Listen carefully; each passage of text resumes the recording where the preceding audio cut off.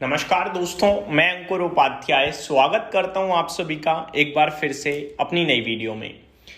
कल से परेशानी दोबारा से बढ़ने लगी है, इम्पैक्ट मार्केट पे दिखने लगा है। एशियन मार्केट्स में तेज गिरावट देखी हम सभी ने। हालांकि गिफ्ट निफ्टी थोड़ा रिकवर कर गया है, बट वो मैटर नहीं करता, आपका कल बाजार गिर जाएगा। अब गिरने के पीछे दो कारण होंगे जो मुझे दिखता है। एक तो ये जो कुछ हुआ है कल से लेकर अभी तक, और दूसरा वीकेंड आ रहा है। वीकेंड पे और कुछ नेगेटिव ना हो जाए, इसके डर से भी गिरने के चांसेस बढ़ जाएंगे। खैर, उसके बारे में मैं आप सभी के साथ बाद में बात करूंगा। अभी अमेरिका की तरफ से कुछ फ्रेश बयान आ रहे हैं, साथ ही साथ ब्रेंट क्रूड डेज हाई पे 3.5% की तेजी, $106 प्रति बैरल पे पहुंच गया भाई साहब। ये धीरे धीरे धीरे धीरे ऊपर जाता ही जा रहा है। ऐसे में प्रेसिडेंट ट्रंप ने इस बार ताना कसा है नाटो पे। जी हाँ दोस्तों, नाटो आप सभी को पता है एक ग्रुप ऑफ मिलिट्री है, यूएस और यूरोप की मिलाकर। नाटो के ऊपर निशाना कसा है इस बार और ईरान को एक तरीके से इंसल्ट किया है। डिटेल्स में आप सभी के साथ शेयर करना चाहूंगा। ट्रंप ने कहा है, NATO nations have done absolutely nothing to help with the lunatic nation. Lunatic nation यहां पे ईरान को बोला गया है। Now militarily decimated of Iran, the USA needs nothing from NATO. But never forget, this is very important point in time. तो president Trump ने कहा है कि नाटो ने कुछ भी नहीं करा इस महत्वपूर्ण समय में अमेरिका के लिए।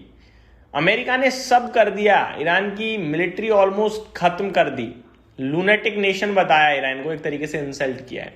उन्होंने कहा यूएस इनफ पावरफुल, बहुत पावरफुल है यूएस, उसको किसी की जरूरत भी नहीं है, लेकिन हम ये कभी भूलेंगे नहीं।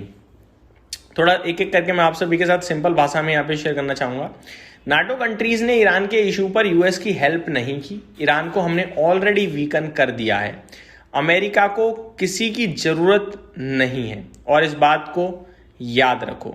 एक पॉलिटिकली काफी हार्श मैसेज भेजा है यहाँ पे प्रेसिडेंट ट्रंप ने। मैं आप सभी के साथ और भी चीजें डिस्कस करना चाहूंगा दोस्तों। काफी कुछ हो गया है इस बीच में, नेगेटिव ही नेगेटिव हुआ है। ये एक बार जंग वापस से बढ़ते हुए दिख रही है, ऐसा लग रहा है मुझे। आगे, Gulf states issued a joint statement on Thursday condemning Iran's blatant and criminal attacks against their energy infrastructure, signalling a readiness to act in self defence in the future.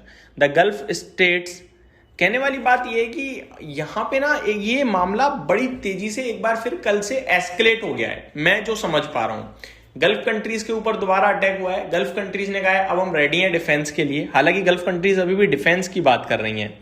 वहीं पे जो ईरान है वो स्ट्रेट ऑफ हॉर्मुज से जाने वाली ships के ऊपर एक टोल लगाने की तैयारी में है। ईरान का रेवेन्यू भी बहुत तेजी से बढ़ा है, क्योंकि स्ट्रेट ऑफ हॉर्मुज से उनकी शिप्स इजीली पास हो रही हैं। उनके हाथ में ही पावर है, बाकी किसी की नहीं है। तो ये सारी चीजें देखते हुए मुझे ऐसा लग रहा है कि मामला धीरे धीरे बिगड़ता हुआ ज्यादा दिख रहा है। ठीक है, इवन रशिया की तरफ से भी एक बयान आया है। Russia's Novak says Russia will discuss a possible gasoline export ban. तो पेट्रोल के ऊपर रशिया बैन लगाने की बात कर रहा है। अगर ऐसा हो गया एक्सपोर्ट बैन पेट्रोल के ऊपर, तो फिर और प्रॉब्लम, क्योंकि ज्यादातर कंट्रीज ने जो स्ट्रेट ऑफ हॉर्मुज से नहीं आ पा रहा है उसको रशिया से लाने की सोची है। और रशिया भी अगर बैन की बात करेगा तो भैया गुजारा कैसे होगा। कल से लेकर अभी तक जो कुछ भी है उसका इंपैक्ट आपको डायरेक्ट कमोडिटीज पे दिख रहा है। चाहे आप कच्चा तेल देख लो जो $106 हो गया है, चाहे आप यूरोपियन गैस के प्राइस देख लो, वो भी दोबारा से शूट करते हुए दिखे हैं ये सारी चीजों के बाद।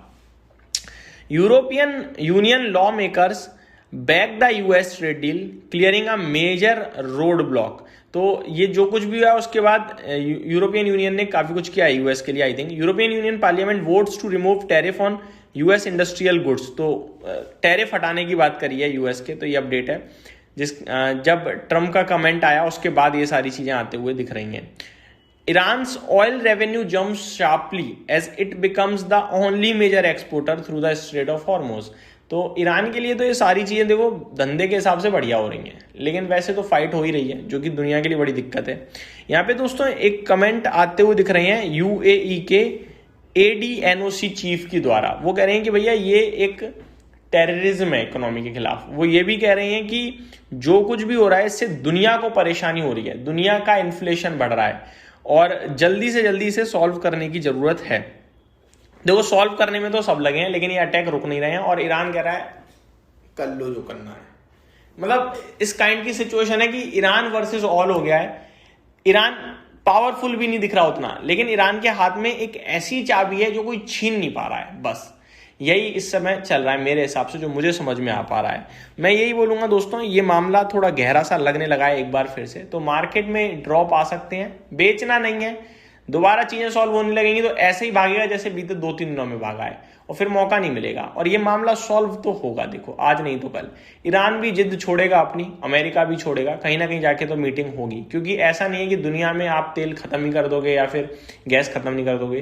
किल्लत कर सकते हो आप, किल्लत in the mean local language हो गई है, मतलब शॉर्टेज कर सकते हो आप, लेकिन खत्म नहीं होगा भाई साहब, मैटर सॉल्व होगा। अदरवाइज 1:2 अदर्स हो जाएंगे तो फिर वो ऑटोमेटिकली स्ट्रेट ऑफ हॉर्मुज ही कब्जा लेंगे, आपको पता ही है। तो ये मेरी तरफ से अपडेट थी, उम्मीद करता हूँ डिटेल्स पसंद आई होंगी। Thank you so much for watching this video, have a great day guys.